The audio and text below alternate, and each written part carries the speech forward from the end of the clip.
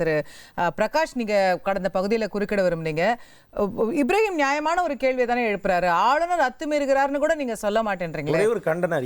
ஒரே ஒரு கண்டன அறிக்கை வருமானு கேட்கிறாரு. இல்லைங்க, இவங்க தேர்தல் இப்ராஹிம் சாரோட ஒரு விஷயம் ஓடிக்கிட்டு இருக்கு ட்விட்டர்ல. என்ன, நாங்க தேர்தலுக்கு முன்பே தாவேகாவோட வேலை பார்த்தோம்னு சொல்றாங்க. இவங்களுக்கு ஒரு பிளான்ட் அஜெண்டா. வேலை பார்த்தோம்னு சொல்லல சார், தாவேகா கூட்டணி வைக்கணும்னு ஆசைப்பட்டேன்னு சொன்னேன். அதான் இவங்களுக்கு ஒரு பிளான்ட் அஜெண்டா இருக்கு. Already they have a plant agenda. அதே மாதிரி இப்போ கம்யூனிஸ்டுகளுக்கு அருணனுக்கு தோழருக்கு வந்த டவுட் தான் எங்களுக்கு ஆரம்பத்துல இருந்தே இருக்கு தாவேகா மேல. இப்பவும் அவங்க போக மாட்டாங்க அப்படின்றதுக்கான, அதிமுக பக்கம் போக மாட்டாங்கன்றதுக்கான நிர்பந்தம் இல்ல. இப்போ புகழேந்தி சார் சொல்றாரு அதிமுக ரெண்டா உடைய போகுது. அந்த ரெண்டா உடையறது இல்ல சார். நீங்க சொல்றது ரொம்ப ஒரு அன்ஃபேரான எக்ஸ்பெக்டேஷனா உங்களுக்கு தெரியலையா? இப்போ விஜய் அவருக்கு எல்லா ஆப்ஷனுமே ஓப்பனா இருக்கு. அவர் மொதல் சாய்ஸா யாருக்கிட்ட போறாரு? காங்கிரஸ் கிட்ட போறாரு. காங்கிரஸ் வந்துட்டாங்க. அடுத்த சாய்ஸா யாருக்கு லெட்டர் அனுப்புறாரு? விசிகேக்கும் லெஃப்ட்டுக்கும் லெட்டர் அனுப்புறாரு. இப்போ அவங்க வந்துட்டாங்கன்னா கதை முடிஞ்சிட போகுது. இப்போ நீங்க வரவும் மாட்டீங்க. நீங்க வராம சரிப்பா நீங்க வரலையா, அடுத்து நான் அதிமுக போறேன் அப்படின்னு சொன்னா பத்தியா அதிமுக போயிட்டேன்னு சொல்லுவீங்க. இது என்ன? You are leaving him no choice. இது எப்படி ஃபேரா இருக்கும்? அவர் வந்தது உங்ககிட்ட சார். ஆமா, அதிமுக பக்கம் போட்டோம், கூட பக்கத்திலேயே சேர்த்து பிஜேபி பக்கம் வரணும்ன்றதுக்காக தான் அவரை நீங்க வலுக்கட்டாயமா அதிமுக பக்கம் நீங்களே தள்ளி விட்டுட்டு அப்புறம் பாத்தியா போறாரு பத்தியான்னு சொல்றது எப்படி? இது என்னது? இது குழந்தைங்க விளையாட்டு மாதிரி இருக்கு. அது இது குழந்தைங்க விளையாட்டு மாதிரி இருக்கலாம் மேடம். இப்போ என்னன்னா ஒரு சுப்ரீம் கோர்ட்ல கேஸ் போட சொல்லுங்க அவரை. என்னன்னு போட்டு என்ன கூப்பிட மாட்டாங்க. ஐ ஹேவ், எனக்கு நம்பர் இருக்கு, எனக்கு இவ்வளவு சப்போர்ட் இருக்கு, இவ்வளவு பேஸ் இருக்கு, எனக்கு மேண்டேட் இருக்கு, ஒரு கேஸ் போட்டனால கரெக்ட், நியாயமான விஷயம். இப்ராஹிம்ட்ட கேட்றுவோம், அத கேஸ் போடுவாங்களான்னு கேட்றுவோம். அதுக்கு முன்னாடி நீங்க ஒரு கண்டிப்பீங்களான்னு கேக்குறாரு. 2 வார்த்தை கண்டனம். ஏங்க, கவர்னரை யாருங்க நாங்க எடுத்துருக்கோம்? ஆட்டுக்கு தாடியும் நாட்டுக்கு கவர்னரையும் வானான்றது காங்கிரஸ் கவர்னர்களை பார்த்து நாங்க கத்துக்கிட்ட விஷயம். ஓ, காங்கிரஸ் கவர்னர்களை பார்த்து கண்டிக்கிறோம். ஆர்.என். ரவி காங்கிரஸ்காரரா சார்? ஆமா, ஆர்.என். ரவி இப்போ நவீன காங்கிரஸ்காரரு. அதுக்கு முன்னாடி 356 யூஸ் பண்ணி இஎம்எஸ் நம்பூதிரிபாட் மினிஸ்ட்ரியில இருந்து கலைஞர் கருணாநிதி மினிஸ்ட்ரியில இருந்து எல்லாத்தையும் தெரியலையே சார். காங்கிரஸ் கட்சி தானே இதெல்லாம். மே 3ஆம் தேதி வரைக்கும் தெரியலையே. இது மே 5ஆம் தேதி வரைக்கும். தப்பா சொல்லாதீங்க. எப்பவுமே தெரியும் மேடம் எங்களுக்கு. தேவைப்படும் போது இறக்கி விடலாம் இருந்தீங்க. தேவைப்படும் போது இறக்கிக்கலாம். இப்ப தேவையில்லை. எப்படி வெளியில வருது? ராகுல் காந்திக்கு அவரோட கார்டை பிளே பண்ண தெரியும்னா எங்களுக்கும் எங்களை மாதிரி ஆட்களுக்கும் பிளே பண்ண தெரியும். அந்த கார்டெல்லாம் வரட்டும். காங்கிரஸ் இதுக்கு மேலதானே 67 நிலைமையை பார்க்க போகுது. மினிஸ்ட்ரிக்குள்ள போறாங்கல்ல, 67 நிலைமையை நீங்க பாப்பீங்க. இல்ல பேசுங்க, பேசதான் மக்கள் பாக்குறாங்க. இந்த பேச்சை தான் மக்கள் பாக்குறாங்க. இந்த பேச்சுக்கு தான் இந்த அளவுக்கு நிலைமை. மக்களுடைய அடி. நீங்க பேசணும், நீங்க பேசுறத மக்கள் பார்க்கணும்.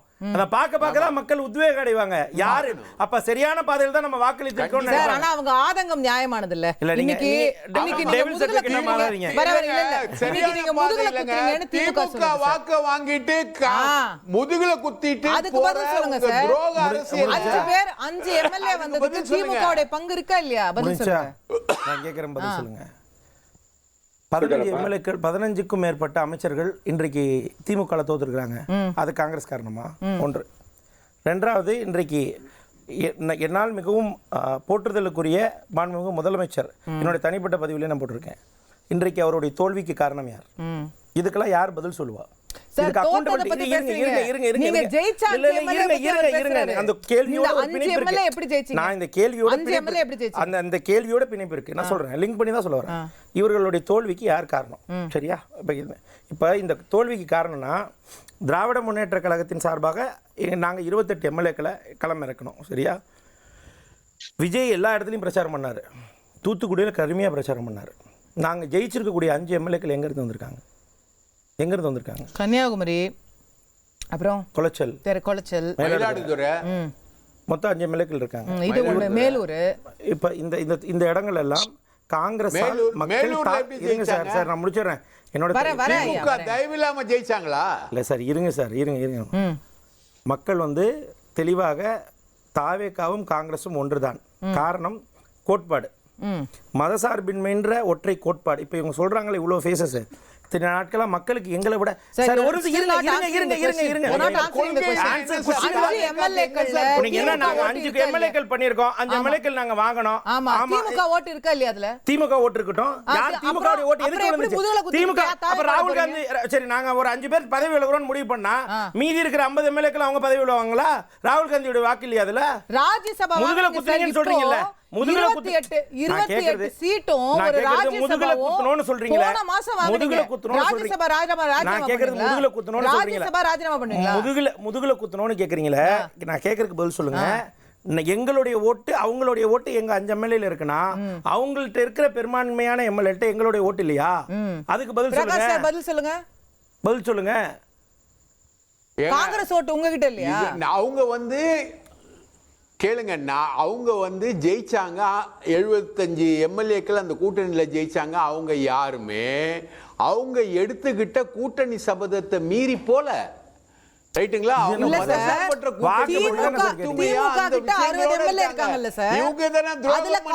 பங்களிக்கலையான்னு கேக்குறாரு அவரு. காங்கிரஸ் வாக்கு இல்லையா? ராகுல் காந்தி நினைச்ச வாக்களிக்கலையா? வாக்களிக்கலையா? ராகுல் காந்தி பிரச்சாரம் பண்ணலையா? மாத்தி போலியே. ராகுல் காந்தி பிரச்சாரம் பண்ணலையா? இல்ல சார் என்ன சொல்றாரு? வெளிய போனவங்க கெட்டவங்க அப்படின்றாரா? அப்ப அதுக்கு பகடையா அவங்களுக்கு 50 எம்எல்ஏக்களை நாங்க உருவாக்கி கொடுத்திருக்கோம். பதவியேற்பு விழாக்கு ஓடி வராரு ராகுல் காந்தி. அப்ப எங்க உங்களுக்கு பாத்து இப்ப நீங்க அக்கவுண்டபிலிட்டி கேட்டீங்க, நான் அக்கவுண்டபிலிட்டிக்கு ஆன்சர் பண்ணிட்டேன். அக்கவுண்டபிலிட்டி என்ன சொன்னீங்க? இந்த வாக்குகள் இல்லையா அப்படின்னு கேட்டீங்க. எங்க வாக்கு அவங்களுக்கு இருக்குன்ட்டோம். அந்த வாக்கு எங்களை விட அதிகமான இடம் அவங்க பெற்றிருக்காங்க. இந்த இடத்துல எல்லாம் ராகுல் காந்தி பிரச்சாரம் பண்ணியிருக்காரா இல்லையா? பிரச்சாரம் பண்ணார்ல. அப்ப அந்த வாக்குகள் அவங்களுக்கும் அதுக்கு பொருந்தும்ல. அப்ப இந்த வாக்குகளுக்கு நாங்க பெற்ற வாக்குகளுக்கு பதிலா அவங்களுக்கு எம்எல்ஏக்களை நாங்க பெற்று கொடுத்துருக்கோம். அதையும் ஒத்துக்க சொல்லுங்க. அதை ஒத்துக்க சொல்லுங்க. அதனால என்னெல்லாம் பேசுறீங்க சார்? மக்கள் பாக்குறாங்க. மக்கள் பாக்குறாங்க. எம்எல்ஏ தீனிக் தானி சரியா போச்சுன்னு வச்சுக்கோங்க. ராஜ்யசபா ஒண்ணு வாங்குனீங்களே கேட்டு அது என்ன கணக்கு? அதுதான் சொல்றேன். இதெல்லாம் அகில இந்திய தலைமை முடிவு செய்யுங்க. என்ன அகில இந்திய தலைமை முடிவு செய்யுங்க? திமுக வாங்குனீங்க சார் ராஜ்யசபா. திமுகவும் காங்கிரஸ் கட்சியும் அகில இந்திய தலைமை முடிவு செஞ்சுக்குவோம். நம்ம நானோ நீங்களோ உட்கார்ந்து இத பத்தி பேசக்கூடாது. அது கட்சியின் கோட்பாடு கிடையாது. திமுக தலைமை ராஜ்யசபா சீட்டு தொடர்ந்து தரணும். நீங்க துரோகிகள் அறிக்கை விட்டுருக்காரு. 2019 ஒரு நிமிஷம் சார், ஒரு நிமிஷம் இருங்க. ஒரு 2 செகண்ட் நான் முடிச்சிடுறேன். இந்த கருத்து நான் ஒரே நிமிஷம். 2021 தேர்தலை மையப்படுத்தி தான் உங்களுடைய ராஜ்யசபா சீட்டு 2021 மையப்படுத்தி தான் உங்களுடைய ராஜ்யசபா சீட்டு நீங்க பேசுவீங்கன்னா 2021 இந்தியா கூட்டணி சரியாக இருந்தது. இந்தியா வர்சஸ் என்டிஎன் தான் பேசினாங்க. இந்தியா ராகுல் காந்தியை முகத்தை வைத்துக் கொண்டுதான் எல்லா இடத்துலயும் பிரச்சாரம் செய்தாங்க. 2021 7 இடங்கள்ல மைய பகுதியாக வைத்து ராகுல் காந்தி பிரச்சாரம் செய்தார். அதன் வெளிப்பாடு தான் இத்தனை எம்எல்ஏக்கள். அதை வைத்து தான் ராஜ்யசபா. ஒன்னு அக்கவுண்டபிலிட்டி ஆன்சர் சொல்லிட்டேன். ரெண்டாவது பாயிண்ட், இந்த முறை 2025-26 தேர்தல் பிரச்சாரம் இருங்க சார், நான் பேசி முடிச்சா நீங்க எவ்வளவு நேரம் வேணாலும் பேசுங்க. நான் தடுக்கவே மாட்டேன், நான் குறுக்கிட செய்ய மாட்டேன். 2026 இந்த முறை பிரச்சாரம் செய்திருக்கிறார்.